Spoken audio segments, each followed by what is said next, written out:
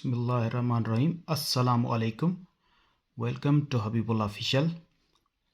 दोस्तों, आज हम IBA BPS 5 to 15 graduation category के पेपर जो कि 18 जनवरी 2023 को हुआ था, उसके मैथमेटिक्स के पोर्शन को सॉल्व करेंगे। और ये मैथमेटिक्स पोर्शन का पार्ट 3 है। तो इससे पहले हमने पार्ट 1 और पार्ट 2 कम्प्लीटली जो भी प्रॉब्लम्स थे वो सॉल्व किए हैं।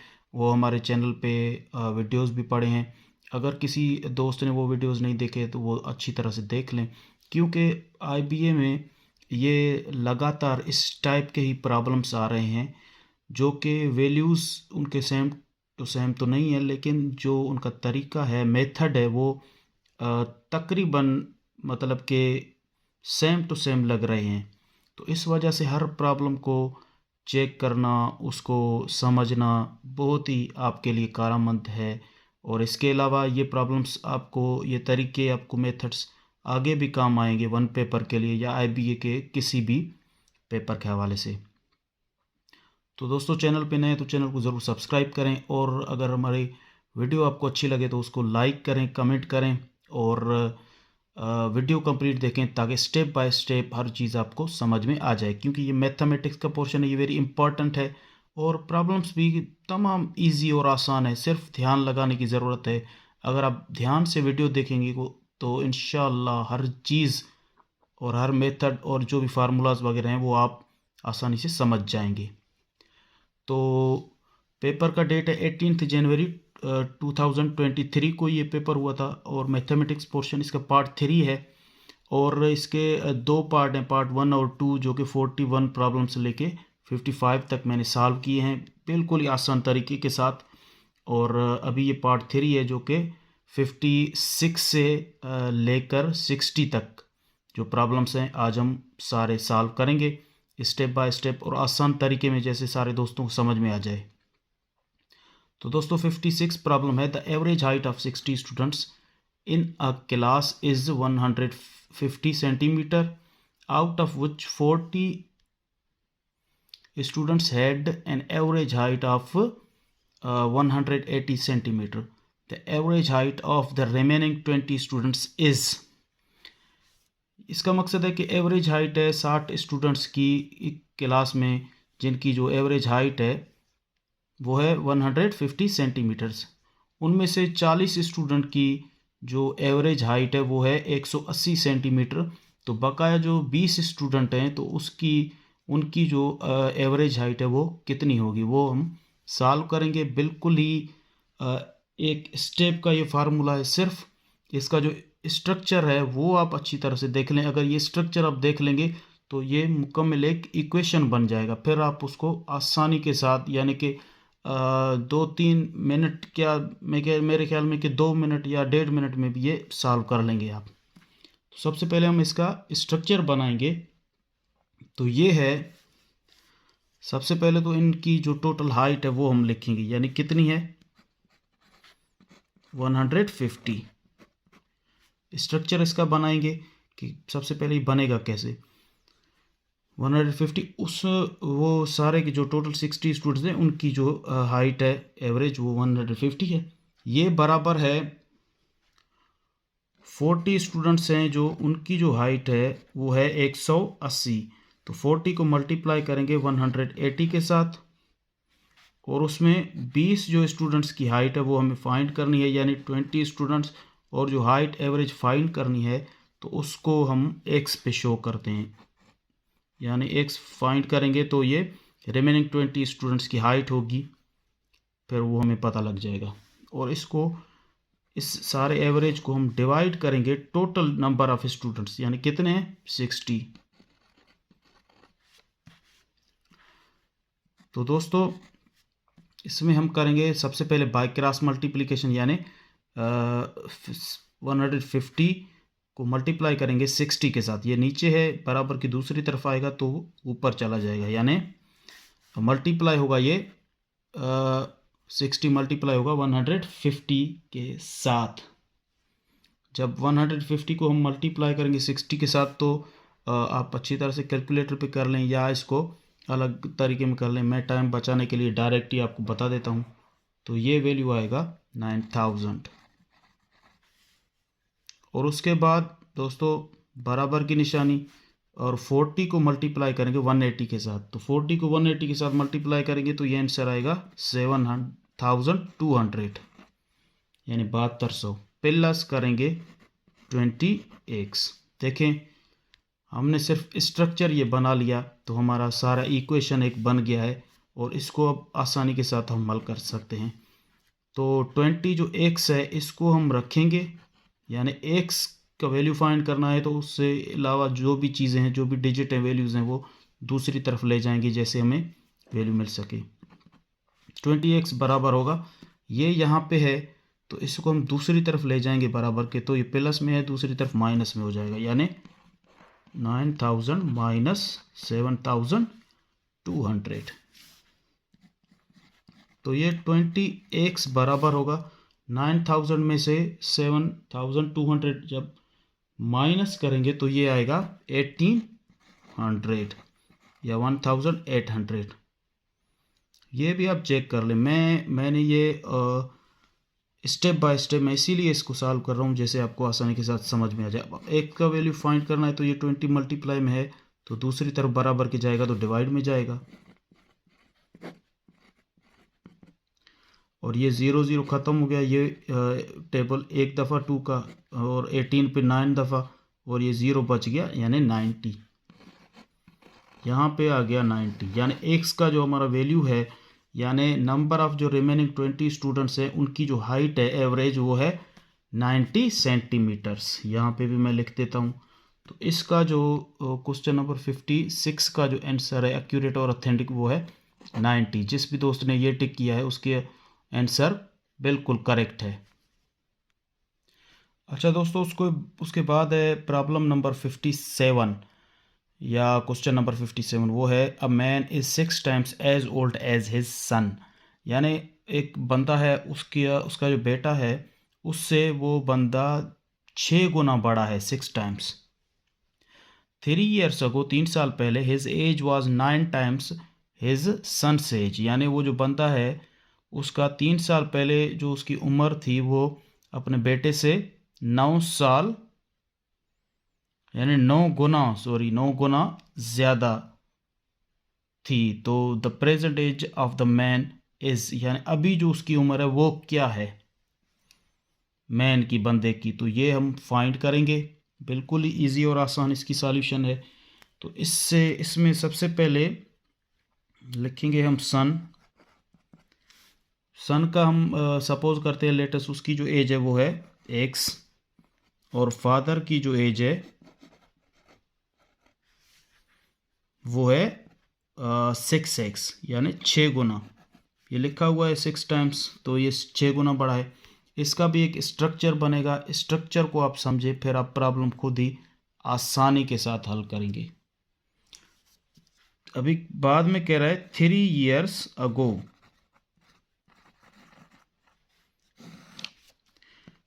3 year अगो क्या था? 3 year अगो कह रहा है कि 3 year अगो, जाहिर सी बात है अब 3 year अगो होगा तो एज x है बेटे की, तो ये 3 year अगो पहले तो x माइनस 3 होगा, और फादर की जो एज है वो है 6x माइनस 3, 3 साल पहले, 3 years अगो।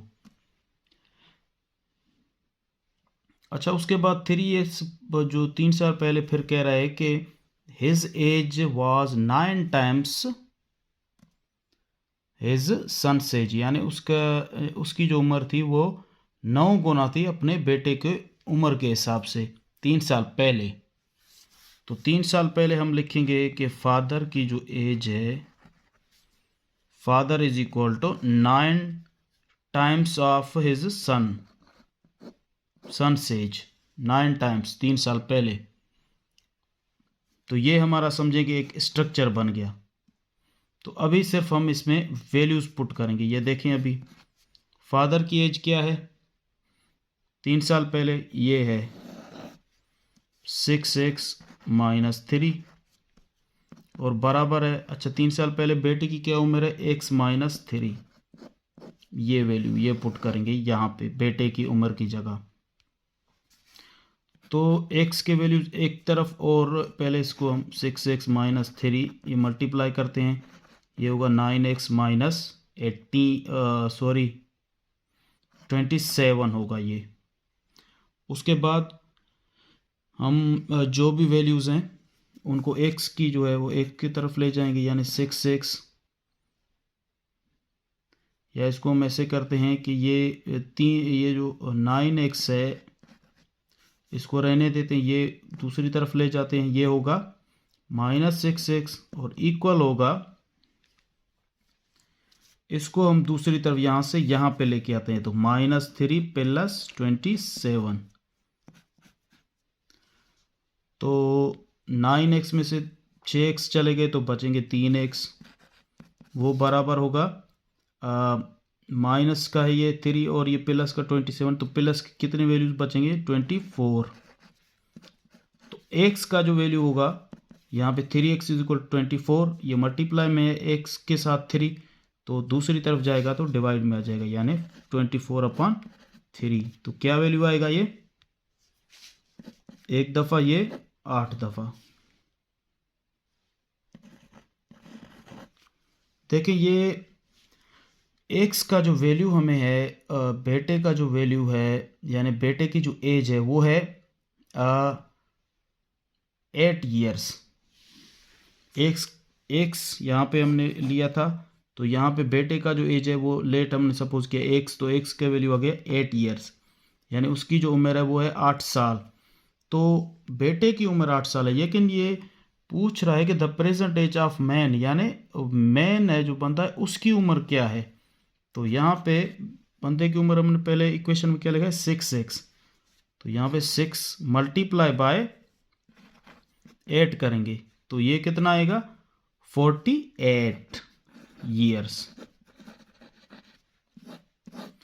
यानी कि जो बंदे की उम्र है 6 गुना बेटे से बड़ा है। बेटे की उम्र हमने निकाली है, ये सन की कितनी आ गई 8 ईयर्स, तो जो बाप है या जो बंदा है तो उसकी उम्र 6 गुना ज़्यादा है, तो 6 को मल्टीप्लाई करेंगे 8 से तो वैल्यू आएगा 48 ईयर्स। तो जिस भी दोस्त ने 48 को मार्क किया, टिक किया इस पेपर में, तो उसका जो आंसर है वो एक्यूरेट और ऑथेंटिक है। अच्छा दोस्तों, उसके बाद 58 प्रॉब्लम है the least common multiple LCM of 12 and 18 is, यानी एलसीएम जो है लीस्ट कॉमन मल्टीपल 12 और 18 की कितनी होती है या कितनी होगी। तो ये इसकी प्रॉब्लम का सॉल्यूशन है। आपको दोस्तों को सबको पता है कि एलसीएम हम निकालते हैं उसका तरीका ये है 12 और 8 एक साथ फ्रैक्शन फॉर्म में, यानी इसके जो है इनको हम तोड़ते जाएंगे। पहले जो छोटा इस पे टेबल लगेगा 2 का वो लगाएंगे 6 टाइम्स यहाँ पे 4 टाइम्स, और फिर 2 का लगेगा 3 टाइम्स और 2 टाइम्स, फिर 2 का लगेगा ये 3 इस पे नहीं लगेगा 3 रहेगा ये 1 टाइम, और 3 का एक दफ़ा ये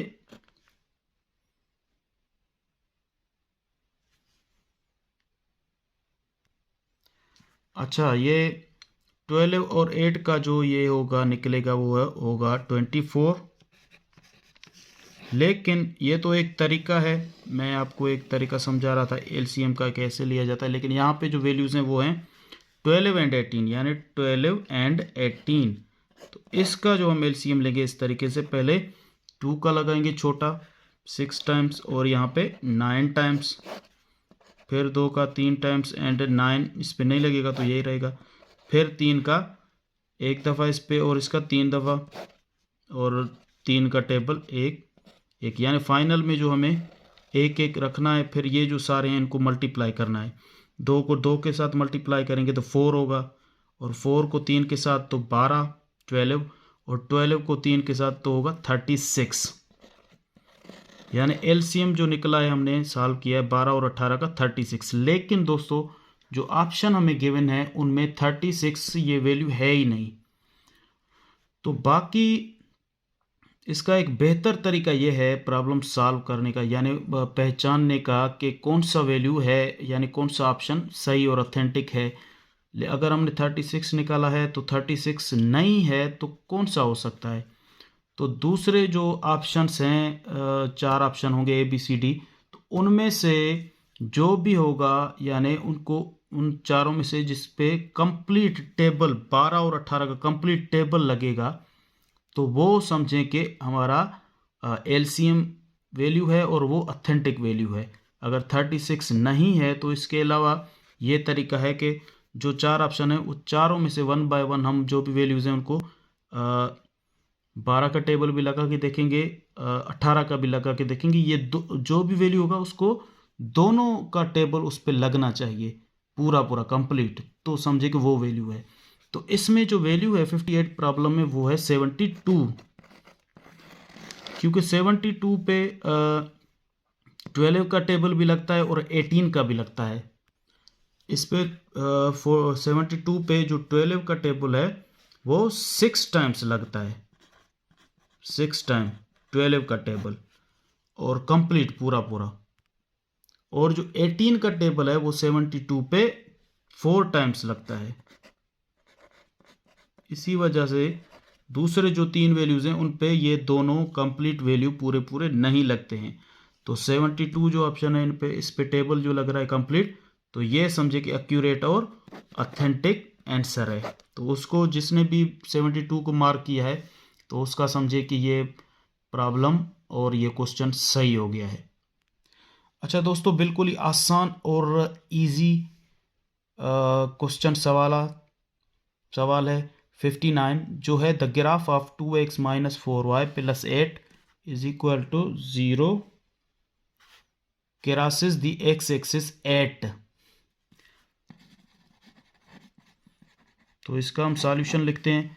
अच्छा, मैं आपको यहाँ पे ग्राफ के हवाले से तो कुछ चीज़ें आपको बताना चाहता हूँ कि जहाँ पे भी x एक्सिस का जिक्र हो तो वहाँ पे जो y का वैल्यू होता है वो 0 होता है, और जहाँ पे y एक्सिस का जिक्र हो इस ग्राफ के हवाले से तो उसमें x का जो वैल्यू है वो 0 होता है। ये दो सिर्फ चीज़ें हैं आपको याद रखनी है आइंदा प्रॉब्लम्स के लिए। तो यहाँ पे जो बात हो रही है वो x एक्सिस की हो रही है, यानी ये जो ग्राफ है उस पे जो ये लाइन है वो क्रॉस हो रही है x एक्सिस पे। तो x एक्सिस पे जो y वैल्यू होगा वो 0 होगा, यानी यहाँ y की जगह हम 0 पुट करेंगे। तो 2x माइनस 4 y की जगह 0 प्लस 8 इज इक्वल टू 0।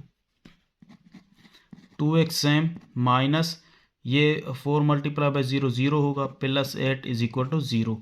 हमें वैल्यू चाहिए x का, तो यहाँ पे 2x ये तो 0 है, माइनस 0 प्लस हो ये ख़त्म हो गया सारा, बच गया 8। इसको दूसरी तरफ ले जाएंगे, x का वैल्यू चाहिए बराबर के, तो ये माइनस 8 होगा।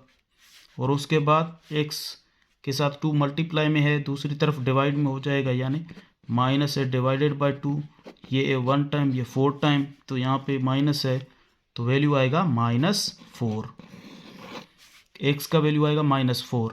तो प्रॉब्लम 59 का जिस भी दोस्त ने -4 ऑप्शन को मार्क किया, टिक किया, तो उसका ये एक्यूरेट आंसर है। देखिए कितना आसान है, सिर्फ ये वीडियो को आप अच्छी तरह से देख लें, सारे प्रॉब्लम्स जो भी हैं आसानी के साथ आप समझ जाएंगे और इंशाल्लाह ये चीज़ें आपको आगे भी बहुत काम आएंगी। तो दोस्तों, मैथमेटिक्स जो कि 18 जनवरी को पेपर हुआ था उसका लास्ट क्वेश्चन है 60, और वो है द 70% ऑफ 50 इज़, यानी 50 का 70% कितना होता है। तो फिर इसको हम सॉल्व करेंगे, बहुत ही आसान है, ये परसेंटेज का क्वेश्चन है। 70% का मकसद होता है 70 डिवाइडेड बाय 100, और ऑफ की जगह हम ऑफ को ख़त्म करके रखते हैं मल्टीप्लाई बाय 50, यानी हमें हमारा जो टोटल रकम है ऑफ के बाद जो रकम लिखी होती है वो टोटल होता है, और उसका हमें जो परसेंटेज है वो निकालना पड़ता है। यानी टोटल रकम का 70% कितना होगा, ये 100% है ये रकम, तो 70% कितना होगा, जाहिर सी बात है 100% है 50, तो उसका 70% 50 से कम ही होगा। ये तो कांस्टेंट बात है, मतलब ये एक्यूरेट बात है। यानी वैल्यूज़ जो आप देखेंगे ऑप्शन में 50 से जो भी ज़्यादा होंगे वो तो ऑप्शन होंगे ही गलत। तो 50 से कम वाले जो वैल्यू होंगे सबसे पहले वो आपके सही होंगे। तो अभी कौन से वैल्यू होंगे, क्या होंगे, वो देखते हैं हम। यहाँ पे ये 0 0 ख़त्म हो गया। ये 10 का जो टेबल है वो पढ़ते हैं एक दफ़ा, यहाँ पे 7 दफ़ा, और 7 को मल्टीप्लाई करेंगे 5 के साथ तो ये होगा 35। बिल्कुल ये आसान सा प्रॉब्लम है।